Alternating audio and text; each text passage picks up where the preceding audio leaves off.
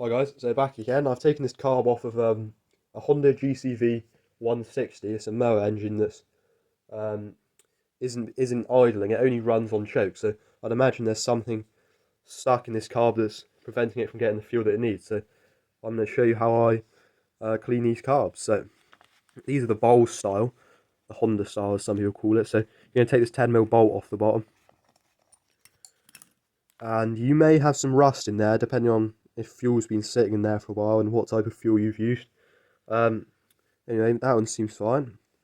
So we're going to move them to the side over there. And then in the bottom we can see, so we have this white bit, which is a float. This float is attached to a needle valve, which I'll show you in a minute. And in here you have your main jet. So what we're going to do first is have a look at the needle valve. So it's very easy to take out. You just push this pin to the side and then pull it out as you pin. Keep that safe. And then you take out this float, and you can see there it's got the needle valve on it, and that goes in its seat, which is just there. So there you go, that needle valve has fallen out, and that's our pieces. So this seat here and needle valve connects to this inlet fuel. So the fuel comes in here, and then the float controls the amount of fuel that sits in the bowl. So we're going to spray this out with carb cleaner. I don't know if you can see there, but it's coming out of that hole. So I'm going to say that's pretty clear. Let me get some more paper. You always need paper and carb spray, and a bit of wire is normally all you need, unless it's badly clogged. But just clean that up. Alright guys, so now it's time to take the main jet out. So the main jet's going to be in this centre column. You want to get a screwdriver that's about the same size, and you definitely don't want to round this off to get one that fits well.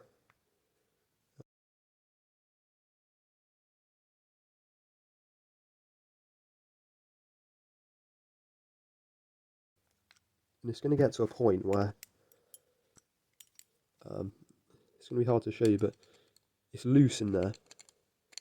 It's not in its threads, but it might come out by doing that, but normally it doesn't. So what you want to do is get an Allen key. Let's start with a 2.5mm. So you got that there, and we want to try and find one of the sides is easy to get to. So it's this side. It's hard to see without the light, but I'll try and show you. If you can see that right there, there's a tiny little indent. There's a bit that's sticking up. So you just want to push that down. Right, so as you can see, that's not sticking up anymore, but you want to get your Allen key with a right angle. You want to get the right size and put it in there and try and find the hole. See, I think this one's a bit too long, so I'm going to go down a size to a, what's this? This is 2mm. So 2mm, and then try and just get that. There you go, I've got it in that hole there. Just there. I'm going to push. Give it a wiggle. Push that out, and then try and tap your jet out. You can see it's right at the end now, so it's nearly there. But we're just going to keep teasing it down. There you go. And you can see how I've got that Allen key in that hole. It's all the way in that hole. And it's just pushed the main jet out, and it's on a bit. So let's put that to the side there. And you've got these two pieces. So you have this tiny little bit that had your flathead on it. And then this little tube, which has a lot of holes in it. And all of those are going to spray, like, vaporize your fuel so that it's in a fine mist, and then that's going to allow it to combust easier. So the thing is that you can see that, hold on, let me get the camera to focus.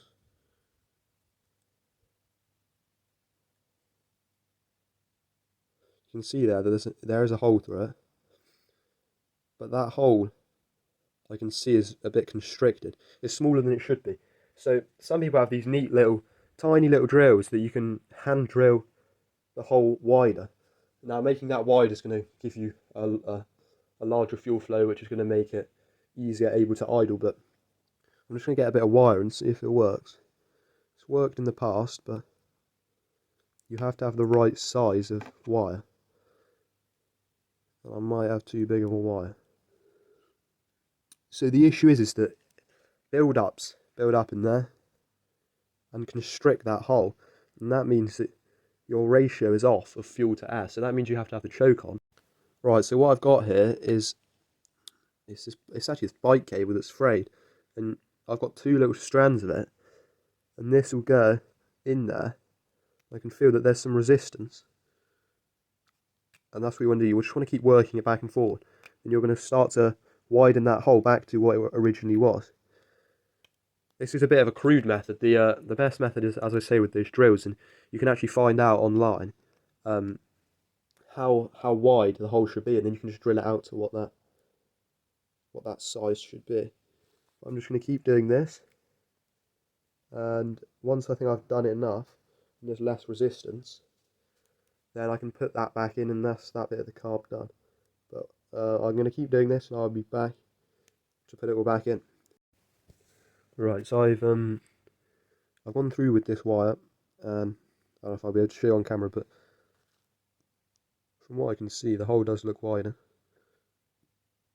Got rid of that debris. So now that that's wide enough, then we move on. We've done that main jet. Now we go on to this little part, and you want another little wire, and this bit vaporizes your fuel, so it has tiny little holes around it. You don't want any of them to get blocked. Just want to do the same again. Go through it with a bit of wire.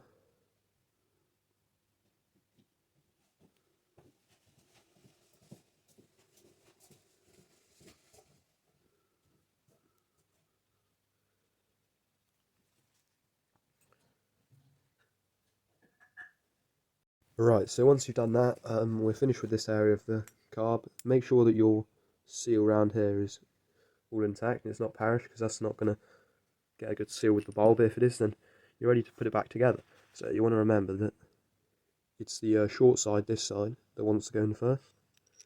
Put that in first, and it's got to get seated properly. The way to check that is come round to where we were last time and see if there's that little thing just by my finger there, my thumb, that thing sticking up. Then you know it's in place. So give that a wiggle, that's in place. Now you want to obviously put the flat head end of the main jet in, and then get your screwdriver and just ease it in, because it can be easy to cross thread because the main jet's a softer metal. So just go easy. Okay, so now you get some resistance. Don't try and kill it. Just keep constant pressure so you don't round out. Just ease it down. That'll be tight enough. Don't need to kill it, just enough so it's not coming out. Now you've done that, we do the reverse of what we did before. Now this can be a little bit fiddly, but there's a slot that this goes in, and it goes in like that. And that will hang. And then this has to fit into the seat. Drop that in, and then get your pin, line it all up.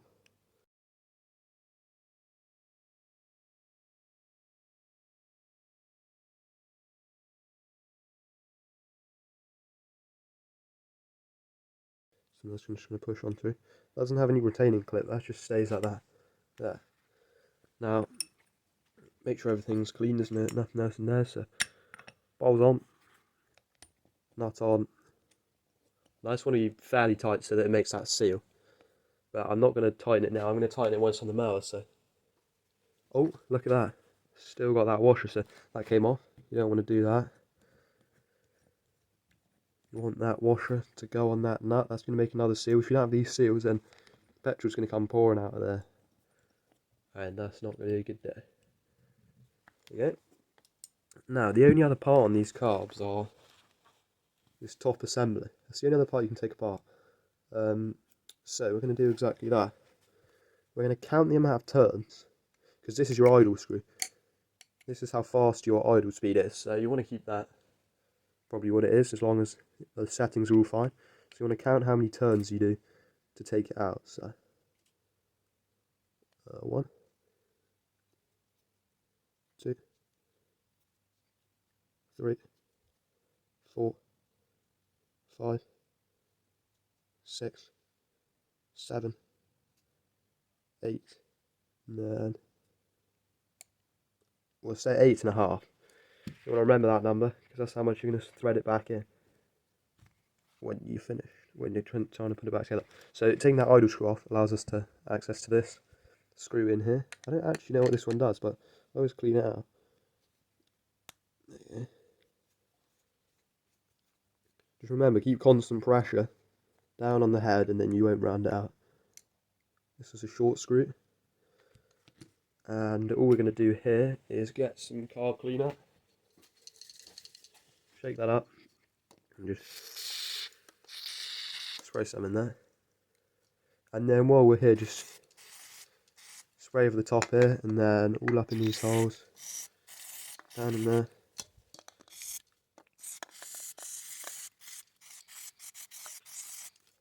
Right, so let's put these 2 screws in. So just nick that up.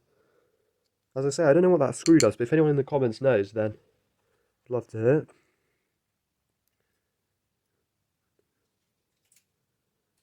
Always clean out there. And this one can be a little bit of a tricky one. So let's back it out, and then we're going to go 8.5. So 1, 2, 3, 4, 5, 6, 7, 8, 9, 8.5. And that should be back to where it was. So that's your carb clean. All this time now to do is put it back on. I won't show you that because it's a tedious and fiddly job. You have to align so many different gaskets, put that back on, and then I'll let you know if it works or not. So yeah, thanks guys, and I hope that helped you. And you can follow along and clean your carb. So yeah, see ya.